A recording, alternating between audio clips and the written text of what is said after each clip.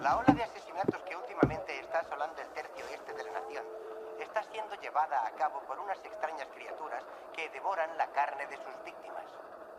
Los primeros testimonios de estos terribles acontecimientos provienen de personas incomprensiblemente asustadas, casi incoherentes. Policías y periodistas que al principio consideraron que estos testimonios estaban más allá de lo creíble.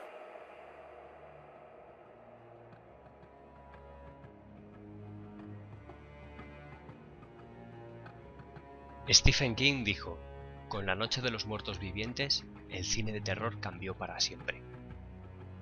De hecho, este título es posiblemente la primera película de terror moderno.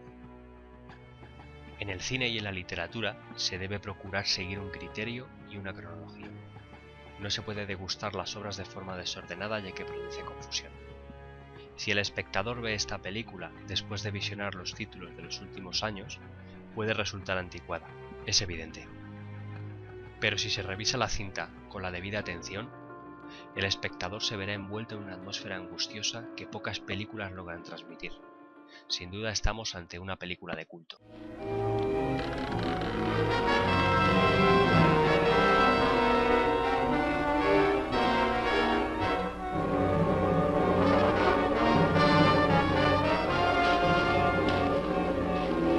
El cine de terror todavía se basaba en la atmósfera gótica de los mitos clásicos: vampiros, hombres lobo, Frankenstein, la momia.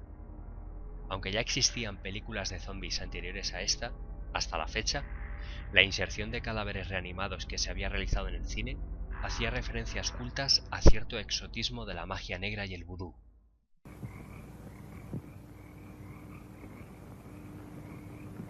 Zombies. Yes, they are my servants. Con la llegada del cine de terror moderno, desaparecen las grandes mansiones destartaladas y los castillos lejanos. Quitamos ese aire gótico a las cintas y utilizamos como escenario el mundo corriente, pequeñas poblaciones y urbanizaciones de clase media. De repente, el terror llama a tu puerta.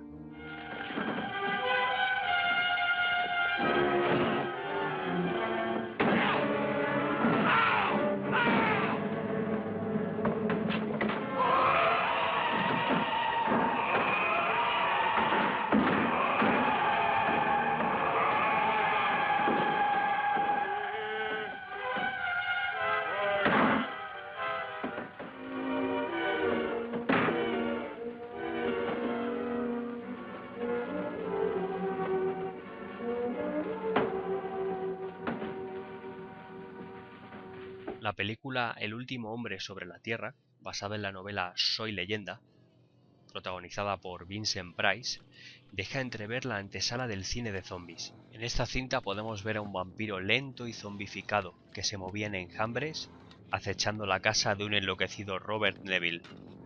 Sin lugar a dudas, George A. Romero debe mucho a esta película. Romero como director tenía todos los ingredientes a su alcance para rodar su película, pero faltaba una última cosa: dotar al zombie de una cualidad única: el canibalismo. El ansia por la carne humana lo convirtió en un peso pesado dentro del cine de terror.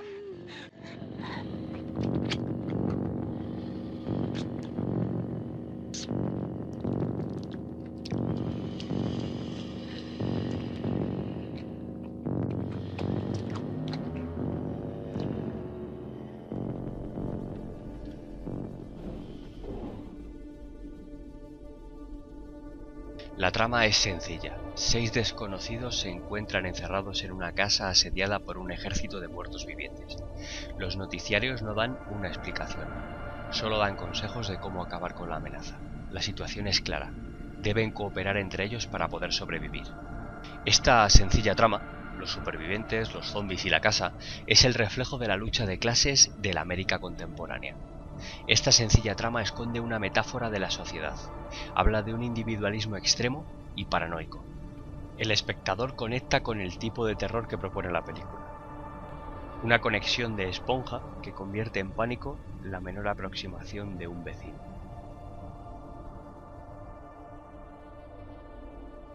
Rodada en la localidad de Pittsburgh, filmada en blanco y negro por burdos motivos de presupuesto, con un guión que explotaba el morbo de los espectadores y una ferocidad inusitada, no busca justificarse en ningún momento.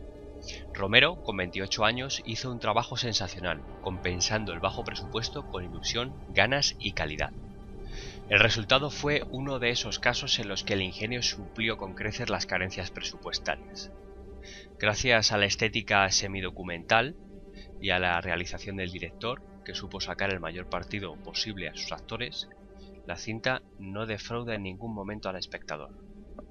Cabe señalar la actuación de Dwayne Jones en el papel de Ben, consiguiendo ser el primer actor negro que ejercía un papel protagonista en un film de terror.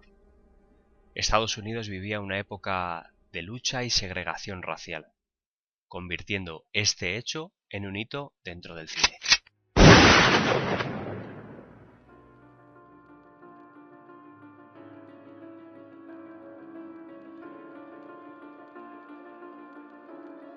Romero rodó 4 secuelas a lo largo de 4 décadas. Fue el precursor del cine de zombies, pero no fue el único. Ya se han filmado más de 200 películas que tienen a los muertos vivientes como protagonistas. Vemos cómo se repiten los roles de la Noche de los Muertos Vivientes en la mayoría de las cintas, convirtiéndose en todo un cliché del género. Ahora hay zombies que en realidad no están muertos, zombies más rápidos, zombies más inteligentes y difíciles de matar que los de Romero. No solo nos encontramos con zombies en el cine, también hay exitosos zombies televisivos, videojuegos, novelas, bandas de rock, cómics y hasta manifestaciones zombies, como las recientes Zombie Walk. Con el paso del tiempo, el trabajo de Romero ha sido reconocido por el público, haciendo adeptos con sus películas a una horda de fans. Series como Walking Dead, Dead Set y los próximos estrenos en las salas de cine nos hace pensar que el cine de zombies está más vivo que nunca.